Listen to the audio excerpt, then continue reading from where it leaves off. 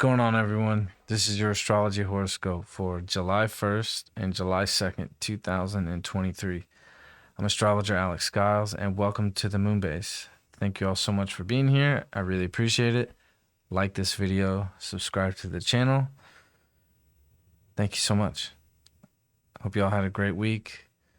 This weekend is pretty fiery and action-packed.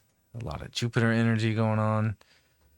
We got the moon in Sag on Saturday, and we have a nice sextile from the sun to Jupiter. That's really bringing in a lot of optimism and a lot of support that we haven't seen in a long time, in fact. So, let me get the chart for Saturday here.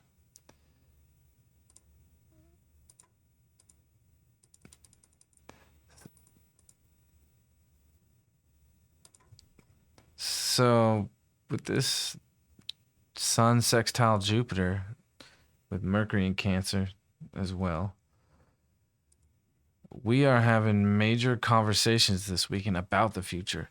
And there's a lot of optimism and a lot of reciprocity in these conversations we're having about the ideas that we have of the abundance we want to create. I mean, Jupiter brings a lot of abundance, especially when it's in Taurus. There's a lot of material abundance that's coming in here, and it's going to be coming in for the next year. And definitely by the time you get to this Jupiter-Uranus conjunction, it's like we're going to see the results of it. When it hits, it's going to hit. It's going to hit big, and it's going to be exciting, and it's going to be really unexpected, even though you did the work. But definitely on Saturday with the sextile from the Sun and Mercury to Jupiter, there's a lot of optimism about the future. And we are having a lot of conversations about that, especially with our partnerships. You know, Juno's here too, with the Sun still. And it is supporting the sextile to Jupiter. So there could be some kind of lucky situations that kind of come up on Saturday. A lot of opportunities that can really fall into place. Things that have been kind of starting to materialize, you know, definitely over a longer period of time. Jupiter and Taurus, things tend to materialize a little slower. But with this North Node that it crossed over the past month and a half, it kicked it into gear. And this Uranus, Jupiter knows that it's going to meet Uranus eventually. And that is going to be a lightning bolt of just a windfall of abundance, you know, and the conversations that we're having today are really bringing that into reality. And these are conversations that are very healing in a way. Conversations that we've been waiting to have for a while. We haven't been comfortable to have. We've been kind of holding back on having these conversations. And I feel like it's like that because Mercury is past the Sun now, 1 degree. It's going to pass the Sun today, officially. And we are comfortably having these conversations, you know, we're feeling secure about finally having these conversations about the future. And that's really how we kind of draw in and create that abundance, is to not be afraid to have these conversations. And with this moon in Sag, it's trining Chiron. And it's being activated by this Mars in Leo, with Venus in shadow in Leo, preparing to go retrograde. It knows it's about to retrograde. So definitely on Saturday with all this optimism and this Jupiter energy, the moon's in Sag. So it's also activating Jupiter in a powerful way. Like we are not afraid to express who the hell we are this weekend. And I feel like that's where we're drawing in that power to bring in that material growth that the sextile's activating this weekend. Because there is some luck involved this weekend. And these moments don't come often. They do not come often. A few times a year, but this is definitely one of these activating points that when the sun and Jupiter sextile like this is one of the most abundant aspects in astrology, I think. And with Mercury there, like it just in Cancer, like it just knows intuitively like what to do and what to say. It knows the right things to say from the gut. And it's connecting emotionally when we're having these conversations. Like we're really connecting emotionally about the future. It's like, you feel this way about the future. I feel this way about the future. Like we need to really act upon that. And this fire energy is like, it's kicking it into action. And Mars and Leo, like it's moving. I mean, we got 5 degrees, we got 5-6 degrees away before it hits Virgo. So like this is the last window of this Mars and Leo energy to just really go after it and create what we want to create, with just from our raw power. With Mars and Leo, like that is raw power. That is it just is innate. People being born with this aspect, or people who have Mars and Leo in their chart, like they just have this raw creative power that is intangible. It can't be mimicked. It can't be recreated. With Venus there and the moon lighting it up, and it's activating Chiron, like it's really healing our ego when we fully express ourselves. And that's where we want to head towards, because that is what is going to activate this Mercury Sun sextile to Jupiter, is when we're not afraid to express our truth, the truth of who we are, and our personality. Leo is our personality. That's how we're going to heal these kind of meek wounds that this Chiron and Aries can tend to put us in this shell that's like, I'm going to withhold myself. I don't feel comfortable. Like, I don't like how I look. I don't like how I feel. This weekend, it's like, we're feeling very confident in who we are and how we feel and how we want to express ourselves. And it's a very positive healing energy on Saturday. By the time we get to Sunday, moon is still going to be in Sag in the morning. And let's just flip it up here. And the moon is going to be squaring Neptune as we're waking up on Sunday. So this to me brings up Friday, right? Neptune stopped on Friday. Neptune is still has not moved at all. It hasn't moved a minute.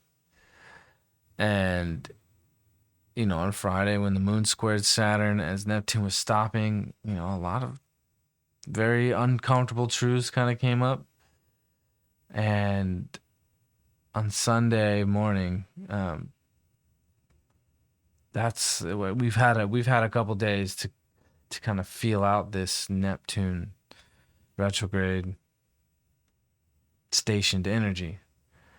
And definitely on Sunday morning, like we're feeling like the discomfort of like, man, I really thought things were this way, like, or I've been holding on to the past, and now it's like, damn, I've been holding on to the past, and I've just been kind of carrying these ideas and somewhat delusions about things. Neptune is delusions. It can bring up a lot of false thinking, non-realities, so to say. And that is a big issue that has come up here with Saturn in Pisces, knowing that it's about to conjunct Neptune here in the next 2 years.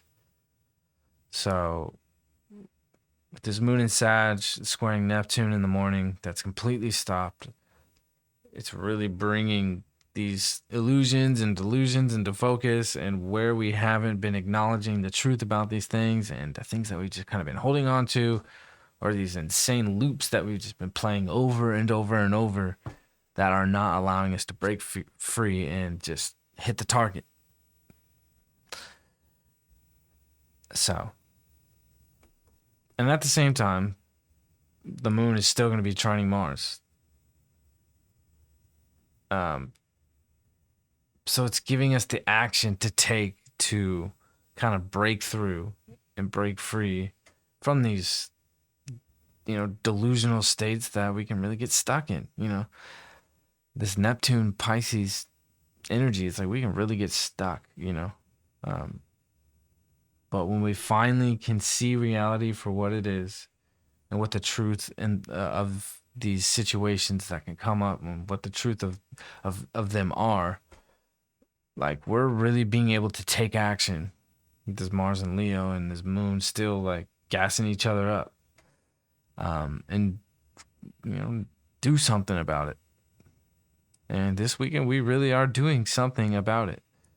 And I think what we're also doing as well with this, because Mars is preparing to make an in conjunction to Leo, and I think this moon kind of brings this up, is that like, we can kind of make uncomfortable decisions, like in a way of, I thought that I looked this way or things looked a certain way and they're actually not. And now that I can see it clearly, I need to know how to act towards getting to the bottom of these ego issues that Mars and Leo tends to bring up. And it can get very awkward and it can get very uncomfortable. These inconjunctions can be very awkward. So it's like making decisions about your physical appearance that can express itself that was just a little over the top. It's like, here's a good example of this Mars and Leo preparing to make this in conjunct to Leo. It's like you get invited to a wedding, and there's a dress code, and everybody's supposed to wear a very particular form of fashion, and you walk in with a fucking rainbow unicorn suit on, thinking that you're gonna impress everybody. And it's just like the whole room stops and looks at you. It's like, really? You gotta be kidding me. So this is this kind of awkward Mars and Leo energy quincunxing Neptune. So like with the moon like kind of firing up Mars still, it's like we're having the energy to really just kind of face those truths of where we can kind of overshoot. So, and also, one of the biggest aspects that we're going to be facing over the next 4 months here, this is a big one, is this Venus square Uranus. So, along with this very awkward energy that this Mars in conjunct Neptune, Venus is going to also activate that in conjunction as it makes its retrograde, because it's going to retrograde at 28 degrees. It's going to in conjunct Neptune as well. So this awkwardness on top of Venus squaring Uranus, it's like, it's got to be very clear on how it wants to express itself and what its value truly is. So this is that time where we don't want to be taking big risks. We don't want to we don't want to know the dress code and then I'm going to try to, these are the boundaries that I have to abide by. It's like, I want to break these boundaries because I think that I'm going to make a real impact. It's like, nah, we want to play in a very modest way. So we're not overshooting things, we're not spending too much money. It's like, this is when things get completely maxed out, when Venus is squaring Uranus. And today it's going exact for the first time. And this is going to happen 3 times as Venus prepares to retrograde. So Yeah, this can bring up some very shocking things in relationships, things that you didn't know about a partner, or things that you weren't aware of about you, that your partner felt about you. Like it can be very shocking in a way. And this is gonna come up multiple times over the next 4 months. Um, because what happens during these retrograde cycles of these, you know, bigger bodies, not Mercury, meaning not Mercury, that's what I'm talking about, is that um, you know, with Venus making its first exact square today, by the time it gets to the 23rd of July, it's gonna begin to go backwards. It's gonna retrograde at 28 degrees. As it's retrograding, it's gonna square Uranus again. So all the stuff that's coming up today, you know, this is just the beginning of it. So by the time we get into the middle of July, going into August, like the second kind of chapter that is gonna unfold. And we want to make sure that we're playing it safe here, you know, and we're addressing our self-worth, our value, holding our value at a certain place, and not just lowering our value just because of circumstances, you know. And then when Venus goes direct, September 3rd, it's going to go direct at 12 degrees. So Mercury went in shadow at 12. So as it goes direct again, going through September, it's going to make that final square. And this is a big deal because this situation that's going to really start to play out this weekend with this Venus square Uranus, it's not really going to be settled until September. And then once Venus can kind of move past 28 and it can get into Virgo, then it's going to be a big relief. But we really have to face these self-worth issues that are coming up now, because they're coming on strong, like really strong. But it doesn't mean that we have to withhold who the hell we are and not express ourselves fully. You know, Leo wants to express itself all the way, no matter what, no matter who's watching. It doesn't matter, you know. So yeah, I hope you all have a great weekend. It's gonna be a dynamic weekend. There's a lot of friction, and a lot of positive Jupiter energy on Saturday. But what good is that positive energy without a little bit of friction? You know, nothing good really comes when there isn't a little bit of pushback to kind of keep us in check. And that's what these squares tend to do. Like, these squares tend to challenge us to move forward and keep us in check. And, you know, you pass the test, you collect $200, and you pass go and you move forward. Right? So let's see what we got in the cards.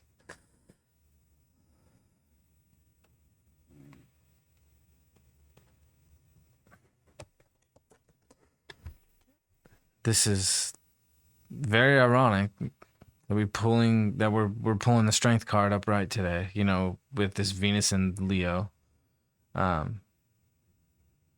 squaring Uranus. Like, this brings up all of this Leo energy. You know, these Leo planets are being hit so hard, you know, and especially with Pluto and Aquarius over the next 20 years. Like, Leo is gonna it's gonna be the absolute rebel, right? And this is kind of like a foreshadowing of that rebellion of Leo. And no matter what, like, the lesson of Leo is to just hold that strength, even when people like are judging you, or you feel like you're being judged. It doesn't matter. Like, we have to have that strength.